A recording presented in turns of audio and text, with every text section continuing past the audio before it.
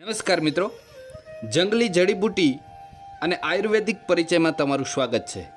મિત્રો, આજે હું તમને એવો એક સફળ પ્રયોગ કહેવા જઈ રહ્યો છું કે જે આપણા વડવાઓ, આપણા પૂર્વજો 100 વર્ષથી આ પ્રયોગ કરતા આવ્યા છે અને શરદી ઉધરસને મટાડતા આવ્યા છે।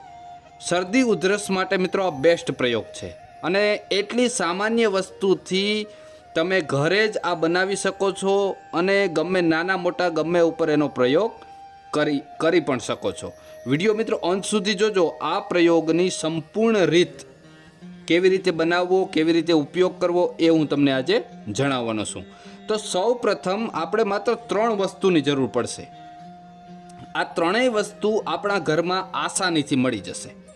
પહેલી વસ્તુ જોશે 1 ચમચી જેટલો અજમો, બરાબર, જેને અજવાઈન પણ કહેવાય છે।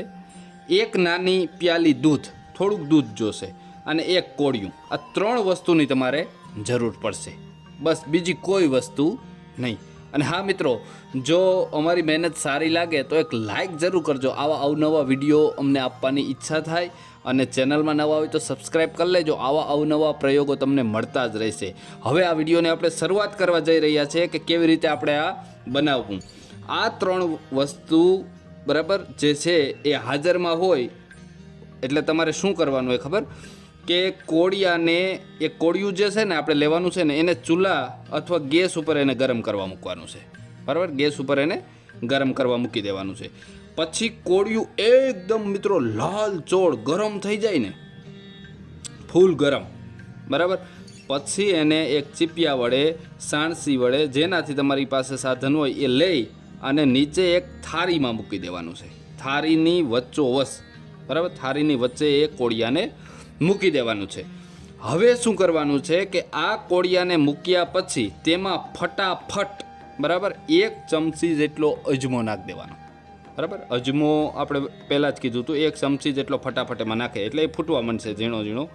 પછી એ અજમો નાખી, બરાબર, અને એના ઉપર તમારે જે દૂધ હતું 1 નાની પ્યાલી, થોડુંક 2-3 ચમચી જેટલું એ દૂધ નાખી દેવાનું।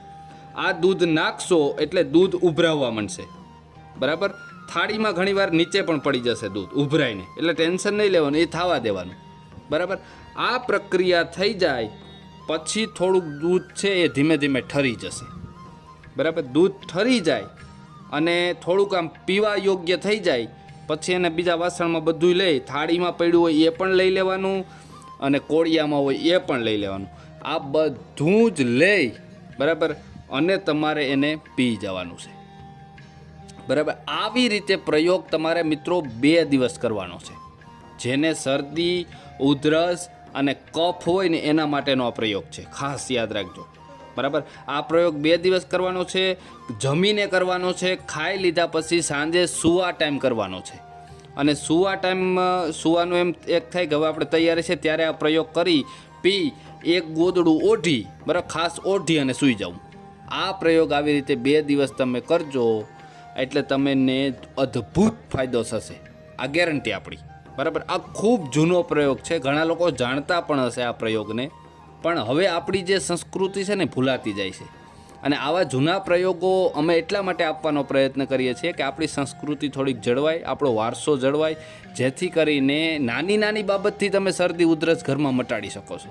એટલા માટે આ નાનો એવો વિડીયો બનાવવાનો પ્રયત્ન કર્યો છે। જો મજા આવે તો લાઈક કરજો અને ખાસ એક યાદ રાખજો કે તમારા મિત્રોને જરૂર શેર કરજો। આપણો વારસો જળવાય ને એ પ્રયત્ન કરજો મિત્રો, એક એટલું કામ કરી દેજો, બરાબર। જય જવાન, જય કિસાન, જય આયુર્વેદ મિત્રો।